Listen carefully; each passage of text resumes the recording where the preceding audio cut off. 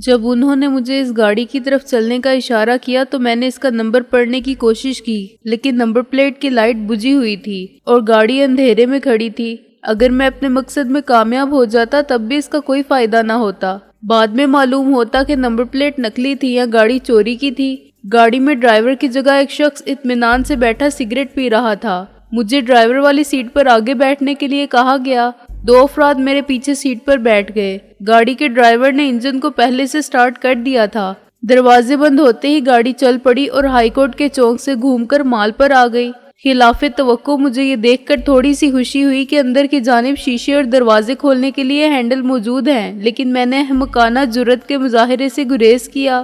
یہ بات یقینی نظر آتی تھی کہ پیچھے بیٹھے ہوئے شکاری مجھے اپنے دام سے نکلتا دیکھیں گے تو بلا جھجک گولی مار دیں گے۔ اپنے اور ڈرائیور کے درمیان لگے ہوئے آئینے میں پیچھے آنے والی ٹریفک کے بجائے مجھے ان دونوں کے چہرے نظر آ رہے تھے جو بالکل ایک جیسے لگتے تھے۔ ابھی تک نہ انہوں نے ٹوپیاں اتاری تھی اور نہ داڑھی مونچھیں، پھر بھی ان کی آنکھیں اور ان کے ناک کان دیکھ کر میں تصور کی مدد سے ایک خیالی تصویر بنا سکتا تھا جس میں ان کی صورت کے اصل نقوش داڑھی مونچھوں کے بغیر نظر آتے ہوں۔ گاڑی اب نئی اور پرانی انارکلی کے چوک سے گزر چکی تھی۔ میرے دائیں ہاتھ پر پنجاب یونیورسٹی کی خوبصورت عمارت تھی جس کے طرز تعمیر میں مشرقی روایات کا تمام حسن تھا۔ قدامت کی باوقار شان و شوکت تھی اور علم و عرفان کی ساری عظمت تھی۔ دوسری طرف عجائب خانہ جو کئی صدیوں کی تاریخ کے گمشدہ اوراق کا خزینہ تھا، اور پنجاب پبلک لائبریری تھی جس کی لاکھوں کتابیں انسان کی عقل، علم و آگہی اور تجربات کے بے قرار سمندر کی طرح موجود تھیں۔ مگر میں ان سب کے درمیان سے گزرتے ہوئے سوچ رہا تھا کہ وہ دونوں دشمن کہاں گئے جو میرے ساتھ نہیں آئے تھے۔ جواب فوراً میرے ذہن میں آ گیا، وہ دوسرے دروازے پر کھڑی ہوئی گاڑی میں بیٹھ کر پیچھے آ رہے ہوں گے۔ کیا اس کا مطلب یہ نکالا جا سکتا ہے کہ انہوں نے رابعہ اور محسن کو بھی بے بس کر کے دوسری گاڑی میں ڈال لیا ہوگا؟ میں نے سوچا اور جھک کر آئینے میں دیکھنے کی کوشش کی کہ کیا ہمارے پیچھے بھی کوئی گاڑی ہے۔ پیچھے کوئی ایک گاڑی ہوتی تو الگ بات تھی، ہمارے پیچھے تو گاڑیوں کی ایک قطار تھی اور رات کے وقت صرف ان کی ہیڈ لائٹس نظر آتی تھی۔ پیچھے سے ایک شخص نے مجھے سیدھا بیٹھنے کا حکم دیا اور میں نے تعمیل کی۔ انہوں نے میری آنکھوں پر کوئی پٹی نہیں باندھی تھی اور مجھے بے بس رکھنا بھی ضروری نہیں سمجھا تھا۔ میں بند شیشوں سے ان کو دیکھتا جا رہا تھا جو میرے جانے پہچانے تھے۔ میں اپنے محافظوں کو یقین دلانا چاہتا تھا کہ میں ان سے تعاون کر رہا ہوں، اور میری بے نیازی کا انداز یہ ظاہر کرتا تھا کہ میں ان سے خوفزدہ بھی نہیں۔ حقیقت اس کے برعکس تھی۔ میرے ذہن میں ایک سکیم تھی جس کی کامیابی کا دار و مدار حالات پر تھا۔ میں ناکامی کے نتائج کا تصور کرتا تو خوف کو نظر انداز نہیں کر سکتا تھا۔ اب گاڑی ان سڑکوں پر دوڑ رہی تھی جو غیر آباد تھے۔ دونوں جانب اونچے اونچے گھنے درخت تھے اور سٹریٹ لائٹ کے کھمبے تھے جن کے زیادہ تر بلب فیوز تھے، اور جو روشن تھے وہ بھی وولٹیج کی کمی کے باعث دیے کی طرح ٹمٹما رہے تھے۔ سڑک سے دور نئی آبادی میں تعمیر ہونے والی چھوٹی بڑی کوٹھی تھی۔ شروع کے حصے میں آبادی زیادہ تھی اور تقریباً ہر گھر میں روشنی نظر آ رہی تھی۔ پھر خالی پلاٹوں کی تعداد نظر آنے لگی جن میں کہیں مکمل اور کہیں نامکمل کوٹھیاں ایک دوسرے سے الگ نظر آتی تھیں۔ یہ حالات حد سے امید افزا تھے، میری اسکیم کے لیے سازگار تھے۔ ایک موڑ پر رفتار ذرا کم ہوئی تو میں نے پلک جھپکتے میں دائیں ہاتھ سے سٹیئرنگ کو پورا گھمایا اور بائیں ہاتھ سے دروازہ کھول دیا۔ ڈرائیور اگر فوراً بریک نہ لگاتا تو گاڑی الٹ جاتی، مگر فوراً بریک لگانے سے 2 فائدے ہوئے۔ پیچھے بیٹھے ہوئے دونوں افراد ایک ایک کر کے آگے گرے اور میں نے کھلے دروازے سے چھلانگ لگا دی۔ مجھے زیادہ چوٹ نہیں آئی۔ نیچے گرتے ہی میں نے کلابازیاں کھائی اور اٹھ کر ایک درخت کے تنے کی پناہ لینے بھاگا۔ ایک دھماکہ سن کے میں نے پیچھے دیکھا، گاڑی دوسرے کنارے کے درخت سے ٹکرا گئی تھی، لیکن اس کے ساتھ ہی میں نے دوسری کار کو عین اپنے پیچھے آ کے رکتے دیکھا۔ میری اسکیم فیل ہو گئی تھی کیونکہ میں اپنے پیچھے آنے والی اس دوسری گاڑی کے وجود سے بے خبر تھا جو اپنی لائٹس آف کیے پہلی کار کی ٹیلی لائٹ کا تعاقب کر رہی تھی۔ انہوں نے بڑی چالاکی سے مجھے دھوکہ دیا تھا۔ اگر وہ ہیڈ لائٹ روشن رکھتے تو کسی ویران سڑک پر پیچھے کی ونڈ سکرین سے آنے والی روشنی دیکھ کر میں سمجھ جاتا کہ دوسری گاڑی ساتھ ہی چل رہی ہے۔ ان کو بھی اندیشہ ضرور تھا کہ میں راستے میں گڑبڑ کروں گا، اور اس خطرے سے نمٹنے کے لیے انہوں نے جو انتظام کیا تھا قابل تعریف تھا۔ ابھی میں پوری طرح درخت کے پیچھے چھپا بھی نہیں تھا کہ دوسری کار میں سے پیچھے رہ جانے والے دونوں افراد ایک ساتھ نکلے اور انہوں نے درخت کے دونوں طرف پوزیشن سنبھال لی۔ تم بھاگ کے کہیں نہیں جا سکتے، ان میں سے ایک نے کہا۔ کوشش کرو گے تو مارے جاؤ گے۔ چلو اس دوسری گاڑی میں، دوسرے نے کہا جو گھوم کر میرے پیچھے آ چکا تھا۔ وہ دونوں مشتعل تھے اور ان کے ہاتھوں میں ریوالور فائر کرنے کے لیے بالکل تیار تھے۔ ان کے پاس بہانہ بھی تھا، چنانچہ وہ مجھے اس ویرانے میں قتل کر کے آسانی سے فرار ہو سکتے تھے۔ میں نے آہستہ آہستہ دونوں ہاتھ اٹھائے اور دوسری گاڑی کی طرف چلنے لگا، اور اس وقت میں نے دیکھا کہ پہلی گاڑی کو بھی زیادہ نقصان نہیں پہنچا تھا کیونکہ تصادم کے وقت ان کی رفتار بہت کم ہو گئی تھی۔ ڈرائیور چوٹ سے اس لیے بچ گیا تھا کہ آخری وقت میں اس نے ٹکر کو ناگزیر سمجھتے ہوئے دفاعی انداز اختیار کر لیا تھا۔ پیچھے والوں کو کچھ بھی نہیں ہوا تھا اور اب وہ بھی باہر آ چکے تھے۔ چند منٹ بعد میں بالکل اسی طرح دوسری گاڑی میں بیٹھا تھا اور کسی نامعلوم منزل کی جانب رواں تھا۔ میں نے یہ بھی دیکھ لیا تھا کہ پہلی کار سٹارٹ ہو گئی ہے لیکن پیچھے آنے کی بجائے واپس شہر کی طرف جا رہی ہے۔ میرے محافظ بدل گئے تھے اور اب میں کچھ اور سوچ رہا تھا۔ جب وہ چاروں رابعہ کے دفتر کی عمارت کے باہر مجھ سے بات کر رہے تھے تو ہدایت کے مطابق سب نے اپنی آواز بھی بدلی ہوئی تھی۔ اب ایک ہنگامی صورتحال پیدا ہوئی تو ان کو یہ بات یاد نہ رہی۔ ایک آواز کو میں نے فوراً پہچان لیا تھا، یہ ڈی سلوا کی آواز تھی۔ جب انہوں نے مجھے کار میں بیٹھنے کے لیے دروازہ کھولا تو اندر خود بخود ایک لائٹ جل گئی اور میں نے معمولی سی روشنی میں ذرا سی دیر کے لیے ان کے چہرے دیکھے۔ بظاہر ان میں کوئی فرق نہ تھا، مگر میں نے پھر اپنے تصور سے مدد لی اور ایک چہرے میں سے داڑھی مونچھوں کو الگ کر کے دیکھا۔ آواز کی شناخت کے بعد اس صورت کے اصلی نقوش کو پہچاننا مشکل ثابت نہ ہوا۔ میرے دونوں محافظوں میں سے ایک یقیناً ڈی سلوا تھا۔ اس یقین کے بعد میں محتاط رہا۔ ڈی سلوا ایسا دشمن تھا جسے بے وقوف یا کمزور سمجھنے کا انجام میری موت کے سوا کچھ نہ ہوتا۔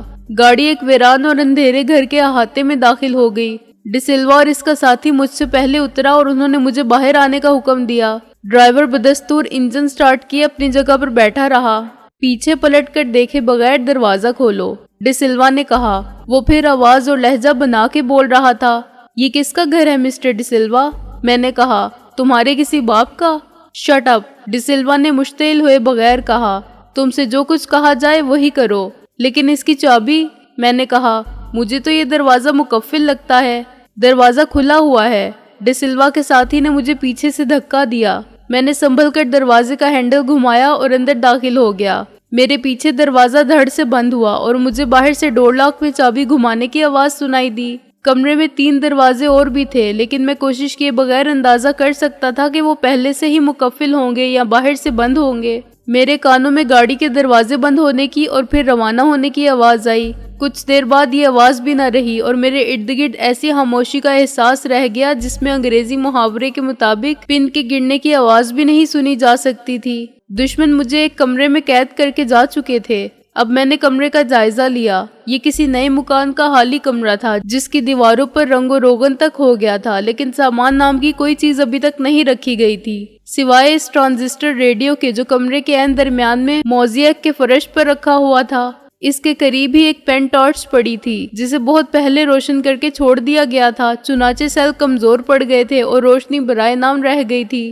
سکندر بخت، ریڈیو اچانک بولا، تمہیں یہاں لانے کا مقصد تم سے باتیں کرنے کے سوا کچھ نہیں۔ ہماری گزشتہ ملاقات 3 ہفتے پہلے ہوئی تھی۔ تمہیں یاد ہوگا کہ ہم نے تمہیں 1 ماہ کی مہلت دی تھی۔ میں اس آواز کو سن کر چونکا ضرور تھا لیکن حیران نہیں ہوا۔ آواز اسی شخص کی تھی جس نے پہلی بار خود کو چودھری دلاور کہہ کر متعارف کروایا تھا، لیکن اس رات میں صرف چودھری دلاور کا سایہ دیکھ سکا تھا اور اس کے سائے سے ہی باتیں کرتا رہا تھا۔ اب بھی میں اس کی آواز سن رہا تھا لیکن اسے دیکھنے سے قاصر تھا۔ وہ کہیں آس پاس ہی موجود تھا، شاید اسی گاڑی میں جو مجھے لے کر یہاں تک آئی تھی اور کسی پاکٹ سائز ٹرانسمیٹر کے ذریعے بات کر رہا تھا۔ ریڈیو پہلے سے آن کر کے اور ٹرانسمیٹر کی فریکوینسی پر ٹیون کر کے رکھ دیا گیا تھا، چنانچہ ریڈیو اس کی آواز کو صاف ریسیو کر رہا تھا۔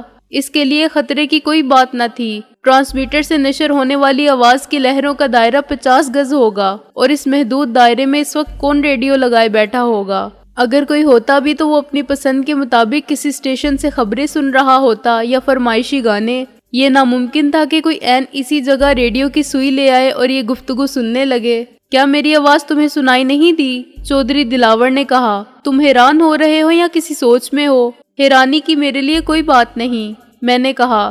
سوچ میں یہ رہا تھا کہ بات چیت کا یہ انتظام یک طرفہ تو نہیں ہے۔ میری آواز بھی تمہارے کانوں تک پہنچ سکتی ہے یا نہیں؟ یہ انتظام 2 طرفہ ہے، چودھری دلاور نے کہا۔ میں تمہاری آواز سن رہا ہوں اپنے ریڈیو پر۔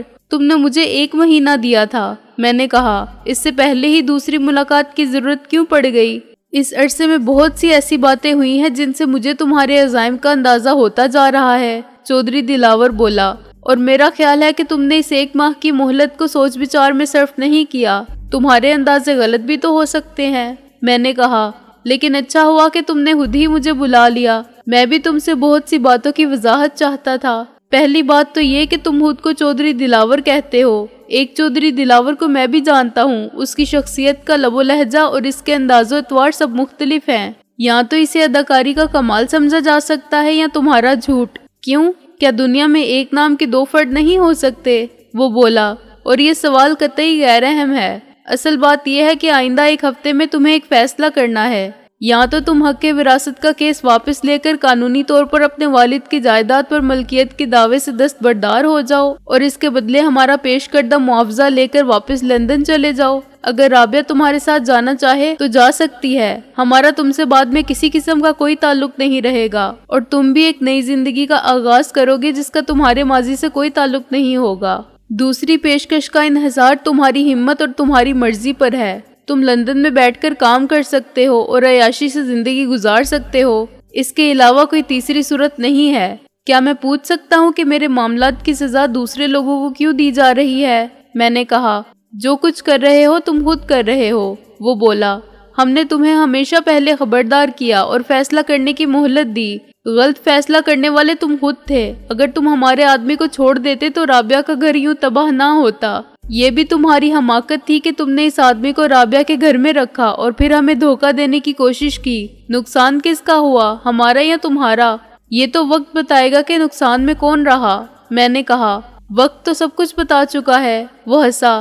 کیا تم یہ ثابت کر سکتے ہو کہ تمہارے والد کو قتل کیا گیا تھا؟ یا تمہیں معلوم ہے کہ اب اس کی ہڈیاں کہاں دفن ہیں؟ کیا تمہاری مدد کر کے غلام علی کو کوئی فائدہ ہوا؟ ایک عورت بیوہ ہو گئی اور اس کے بچے یتیم ہو گئے. اس سے پہلے منشی نے ہم سے نمک حرامی کی تھی اور تمہیں معلوم ہے اس کا کیا انجام ہوا. یہی انجام شہلا کا بھی ہوگا.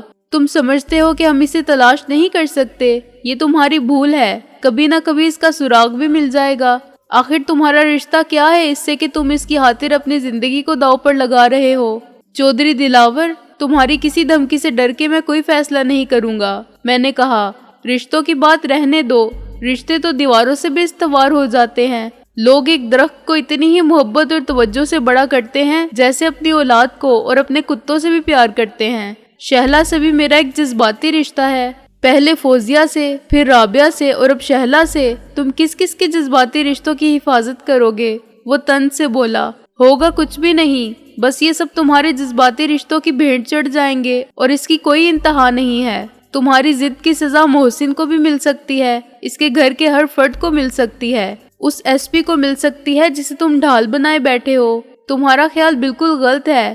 میں نے کہا. اگر میں یہ سمجھوں گا کہ میری وجہ سے ان کو نقصان پہنچ سکتا ہے جن کا مجھ سے کوئی جذباتی تعلق ہے تو میں اپنے آپ کو تمہارے حوالے کر دوں گا. اگر میں نے تمہاری دونوں شرطوں کو قبول نہ کیا تو میں اس کی اطلاع دینے کے لیے ڈسلوا کے پاس پہنچ جاؤں گا. یہ الگ بات ہے کہ خود تختہ دار تک پہنچنے سے پہلے میں ان سب کو چن چن کر قتل کر دوں جن کو میں اپنی تمام مشکلات اور مصائب کا ذمہ دار سمجھتا ہوں. الزام ایک میر شرافت علی کے قتل کا ہو یا تم جیسے 10 بدماشوں کے قتل کا، کوئی مجھے 10 بار پھانسی نہیں دے سکتا. تم نے مجھے بہت کچھ سمجھانے کی کوشش کی ہے. میری یہ بات بھی سمجھ لو کہ میں نے مرنے کا فیصلہ کر لیا تو زندہ رہ کے تم بھی پچھتاؤ گے. میں ایک ایک کے گھر کو اور کاروبار کو اسی طرح راکھ کا ڈیر بنا سکتا ہوں جیسے تم نے رابعہ کے گھر کو بنایا تھا. میرے حق کے وراثت کو تم مجھے مار کر بھی نہیں چھین سکتے. میں نے اپنی درخواست میں یہ بھی لکھا ہے کہ عدالتی فیصلے سے قبل ہی خدا نہ خواستہ مجھے کچھ ہو جائے تو رابعہ کو میرا وارث تصور کیا جائے.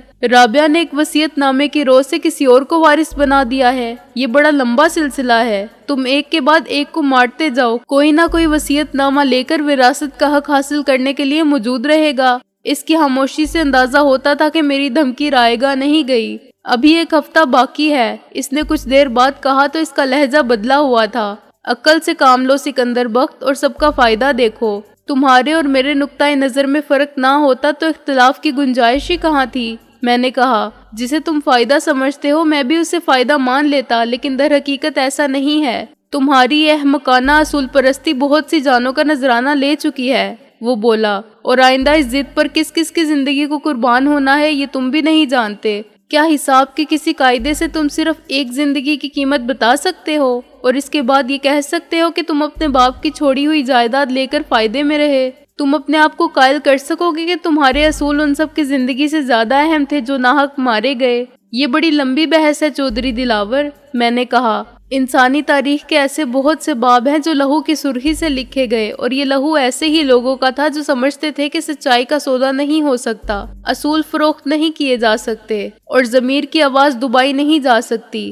ایسے لوگ کبھی اکیلے نہیں رہے، اور ان کا ساتھ دینے والے بھی مارے گئے، لیکن خیر و شر اور نیکی بدی کی یہ جنگ ازل سے جاری ہے اور اب تک چلتی رہے گی۔ تم جیسے لوگوں کو یہ سمجھ لینا چاہیے کہ اس دنیا کا وجود اور انسان کی زندگی کی بقا کا مسئلہ کبھی انسان کے اختیار میں نہیں رہا۔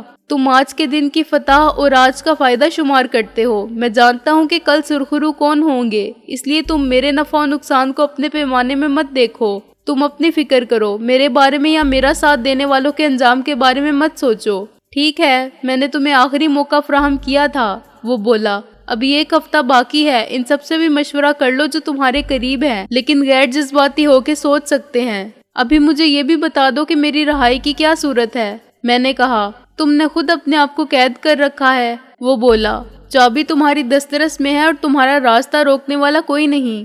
کمرے کی دیواریں بالکل سپاٹ اور ویران تھیں، اور ان دیواروں میں کوئی ایسی جگہ نہ تھی جہاں چابی چھپائی جا سکتی۔ میں نے پین ٹارچ کی برائے نام روشنی میں ہر گوشہ دیوار کا جائزہ لیا اور موزیک فلور پر بھی دیکھا، لیکن چابی مجھے کہیں نہ دکھائی دی۔ تلاش کر چکے؟ اس کا شیطانی کہکہا سنائی دیا۔ تم ذہین آدمی ہو، تمہاری نظر بھی کمزور نہیں ہے، اور میں نے جھوٹ نہیں بولا۔ چابی واقعی اسی کمرے میں ہے اور تم آسانی سے حاصل بھی کر سکتے ہو۔ اب صرف ایک جگہ رہ جاتی ہے، میں نے کہا۔ چابی اس ریڈیو کے نیچے یا اس کے اندر موجود ہو سکتی ہے۔ پین ٹارچ بہت چھوٹی ہے، اس میں چابی آ ہی نہیں سکتی۔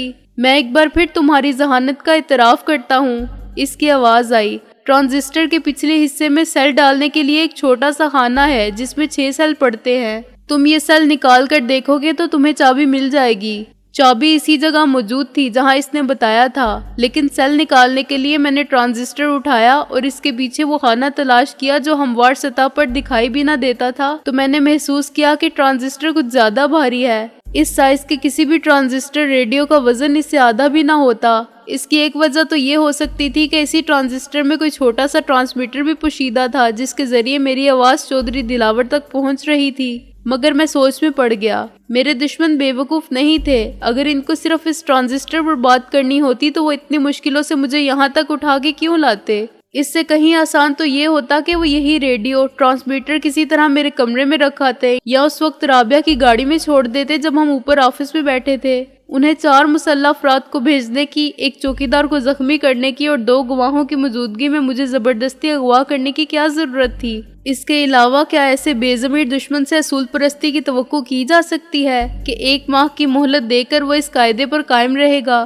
جب مجھ سے یہ وعدہ کیا گیا تھا تو بہت سی باتیں مجھے معلوم نہیں تھیں، اور دشمنوں کا خیال تھا کہ اپنے محسوس حربے آزما کر وہ مجھے ہراساں کرنے میں کامیاب ہو جائیں گے۔ انہوں نے ہر طرف سے خطرے کی دیوار کھڑی کر کے مجھے محصور کرنے کی کوشش کی تھی اور ناکام رہے تھے۔ اب تو انہیں یہ بھی معلوم ہو گیا تھا کہ میرے عزائم خطرناک ہیں۔ میں نے ان کی پیشکش پر غور کرنے کی بجائے 3 ہفتے ان سے محاذ زرائی میں گوا دیے تھے۔ صاف ظاہر تھا کہ میں ان کی پیشکش کو قبول کرنے کا اور اپنی شکست تسلیم کرنے کا کوئی ارادہ نہیں رکھتا۔ ابھی بھی میں نے ان پر دوبارہ یہ واضح کیا تھا کہ مجھے اپنے نفع اور نقصان کی پرواہ نہیں۔ میرا دماغ کسی کمپیوٹر کی طرح کام کر رہا تھا اور خود بخود نتائج اخذ کر رہا تھا۔ نہیں، میں نے اپنے آپ سے کہا، اس میں بھی کوئی چال ہے۔ اگر وہ مجھے اتنی آسانی سے نکل جانے کی اجازت دے رہے ہیں تو کیوں؟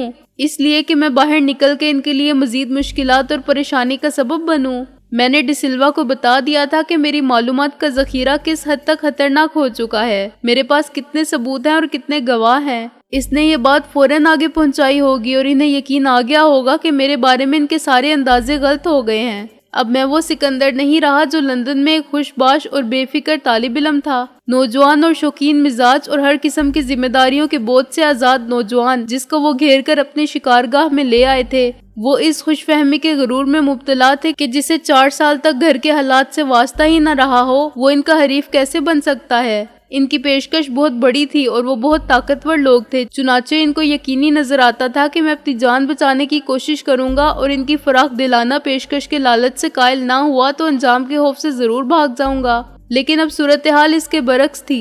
کیا اب وہ مجھے زندہ رہنے کی مہلت دیں گے؟ اس سوال کا جواب نفی میں آتا تھا۔ जितना मैंने सोचा उतना ही खतरे का एहसास बढ़ता गया। वो छठी हिस्स जो खतरे से इस तरह खबरदार करती है जैसे जहाज का रेडार बहुत आगे के मौसम की खराबी से आगाह करता है, मुझे होशियार करने लगी कि मैं दुश्मन की आखिरी बात का यकीन ना करूं। उन्हें मालूम था कि मैंने बहुत कुछ झूठ भी बोला है, मसलन ये कि हक़ विरासत के केस में राबिया के वारिस होने का कोई जिक्र नहीं था और राबिया ने कोई वसीयतनामा मुरतब नहीं किया था जिसकी रो से एक के बाद एक वारिस पैदा होता जाए। दुश्मनों के वसाइल इतने ज्यादा थे कि वो विरासत के मुकदमे की पूरी फाइल देख चुके होंगे। ये शिकारी हैं, मेरी छठी हिस्स पुकारने लगी, इनके जाल में मत फंस जाना सिकंदर। ये तुमसे आखिरी बार पूछना चाहते थे कि तुम मुकाबले से दस्तबरदार हो कि इनकी शराइत को कबूल कर रहे हो या नहीं, और तुमने अभी अभी इनको दो टोक अल्फाज में साफ जवाब दे दिया है। क्या इसके बाद भी शक की कोई गुंजाइश रह जाती है कि तुम्हें उठा के यहाँ लाने का मकसद क्या था? मैंने कवर हटा के पिछले हिस्से के सेल वाले खाने का मुआयना किया। बज़ाहिर इसमें कोई ऐसी बात नहीं थी, लेकिन मेरे जहन में कई ख्याल आए। मसलन क्या ये मुमकिन है कि सेल निकालते ही कोई धमाका हो और ट्रांजिस्टर के अंदर पोशीदा कोई बम डिफ्यूज हो के फट जाए, या मैं कफल में चाबी घुमाऊं तो कोई कनेक्शन टूट जाए और दरवाजे पर रखा हुआ बम फट जाए। अंग्रेजी में इस किस्म के निज़ाम को बॉबी ट्रैप कहा जाता है, मगर उर्दू में इसके लिए कोई मुतबादिल लफ्ज़ नहीं। लेकिन ये निज़ाम कहीं भी बहुत आसानी से नस्ब किया जा सकता है। मेरे शुबहात को तक़वियत पहुंचाने वाली बात यह भी थी कि दुश्मन मुझे तन्हा छोड़ के फरार हो गए थे और अब चौधरी दिलावर की आवाज़ भी नहीं आ रही थी, जिसका मतलब ये भी निकाला जा सकता था कि चौधरी दिलावर जो करीब ही किसी गाड़ी में ट्रांसमीटर लिए बैठा था अब जा चुका था। मैं कुछ देर सोचता रहा और रहाई के दूसरे इम्कानात का जायजा लेता रहा, मगर ये इम्कानात सिफर थे। ना किसी को ये मालूम था कि मैं कहाँ हूँ जो मेरी मदद के लिए आ जाता, और ना मैं जोरे बाजू से अपना रास्ता बना सकता था। कमरे के तीनों दरवाजे इतने मजबूत थे कि इनका टूटना महाल था, और मदद के लिए मेरी फरियादो फगां भी किसी के कानों तक नहीं पहुँच सकती थी। अब मेरे लिए जिंदगी को दांव पर लगा के किस्मत आजमाने के सिवा कोई सूरत बाकी ना रही थी। मैंने एक एक सेल को पूरी एहतियात के साथ निकालना शुरू किया। ऊपर वाले 3 सेल जो एक ही कितार में थे बाहर आ गए और कोई धमाका नहीं हुआ। चाबी अब भी नजर न आई थी और मेरे लिए बाकी 3 सेल निकालना भी नागुज़ेर था जो नीचे वाली कितार में दूसरे रुख लगे हुए थे। खुदा का नाम लेकर मैंने इनको भी अलग कर दिया कि जिंदगी होगी तो दुश्मन की कोई चाल मुझे तकदीर की अता की हुई आखिरी सांस लेने से पहले ना मार सकेगी। लेकिन कातिबे तकदीर ने इतनी ही फुर्सत उम्र बख्शी होगी तो अपनी तमाम कोशिश और एहतियात से भी मैं इसमें एक पल का इजाफा ना कर सकूंगा। जब खाना खाली हो गया तो मुझे एक चाबी नजर आई जो स्पंज की पतली सी तह के ऊपर रखी थी। पेन टॉर्च की रोशनी बराए नाम रह गई थी, लेकिन इसको चाबी पर मुर्तकिज करने से मुझे वो बात मालूम हो गई जिसने मुझे मर्गे नागहा से बचा लिया।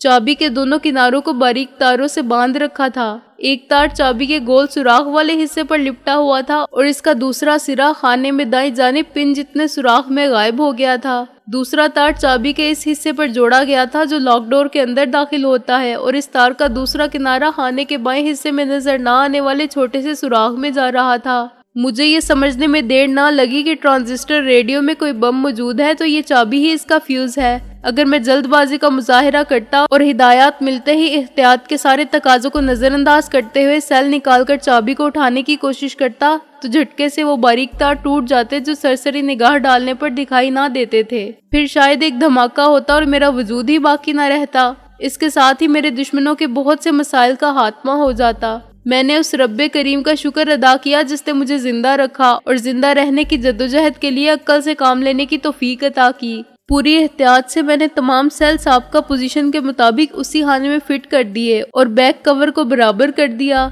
इस कामयाबी ने मेरा हौसला दुश्मनों के अज़ाइम से कहीं ज्यादा बुलंद कर दिया था। मेरे लिए दामे अजल बिछाने वाले शिकारी तदबीर कर चुके थे कि मेरा काम तमाम कर दिया जाए और उन्हें यकीन भी होगा कि वो मेरा पत्ता काट देंगे। बाद में दूसरे मसाइल पैदा होंगे, मसलन राबिया और मोहसिन मेरे कत्ल को वाक़यात के पुराने सिलसिले का नतीजा करार देंगे और ये बात साबित करने की कोशिश भी करेंगे कि मेरा बरतानिया से अखराज, वजीर खान की पुरस्रार मौत, मुझ पर मीर शराफत अली के कत्ल का इल्जाम और बलाखिर मेरा कत्ल एक ही साजिश थी। और ये साजिश करने वाले वो लोग थे जो MWD इंजीनियरिंग कॉम्प्लेक्स को बिला शिरकत गैरे अपनी मलकियत में लेना चाहते थे ताकि वो एक जायज कारोबार के नाम पर अपनी मुजरिमाना सरगर्मियां जारी रख सके।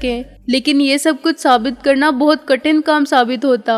बिलफर्ज महाल वो हर जुर्म का सबूत फराहम कर देते और हर मुजरिम को कैफरे किरदार तक पहुंचा देते, तब भी ये इनकी शिकस्त ही होती, क्योंकि इससे ना मुझे मेरी जिंदगी वापस मिल सकती थी और ना वो हक हासिल होता था जिसके लिए हमारी सब जद्दोजहद थी। इस वक्त मुझे ये ख्याल भी आया कि जद्दोजहद को जारी रहना चाहिए, ख्वाह मैं खुद रहूं या ना रहूं। अभी कुछ देर पहले मैंने एक झूठ बोला था कि मेरे बाद हक के विरासत खुद ब खुद राबिया के नाम मुंतकिल हो जाएगा और राबिया के वसीयत के मुताबिक किसी तीसरे शख्स को, और ये सिलसिला ख़त्म नहीं होगा। अब मैंने महसूस किया कि ये इंतज़ाम मुझे बहुत पहले कर लेना चाहिए था। ये एक ऐसा दिफाई निज़ाम था जो दुश्मन के अज़ाइम को हाक में मिला सकता था। अब तक वो समझते थे कि मुझे हरासा करके, लालच देकर या अपने रास्ते से हटाकर वो अपने मज़मूम मकासद की तकमील कर सकते हैं, लेकिन इनको यकीन आ जाए कि वज़ीर-खान मरहूम के वारिस के बाद भी वारिस कभी ख़त्म नहीं होंगे और एक के बाद एक खुद को हकदार साबित करने के लिए आते रहेंगे, तो पूरे कारोबार पर काबिज होने का ख्वाब कभी शर्मिंदा ताबीर ना होगा। इन्हें सोचना पड़ेगा कि सिकंदर बख्त को कत्ल करके फ़ायदा कुछ ना हुआ तो मुश्किलात में इजाफा करने से क्या हासिल। इसके बाद राबिया आ जाएगी। अगर उन्होंने राबिया को ठिकाने लगा दिया तो मोहसिन मैदान में उतरेगा। मोहसिन के बाद शहला आ सकती है और दुश्मन ये तस्वुर भी नहीं कर सकते कि मेरे वारिसों और खूने नाहक के ओहदेदारों का सिलसिला कहाँ तक दराज होगा। जब उन्हें एहसास होगा कि इनके मुकाबिल एक सिकंदर बख्त के बाद अनगिनत सिकंदर बख्त हैं, तो यही इनकी शिकस्त होगी और यही मेरे लिए तहफ़्फ़ुज़ की सबसे बड़ी ज़मानत होगी।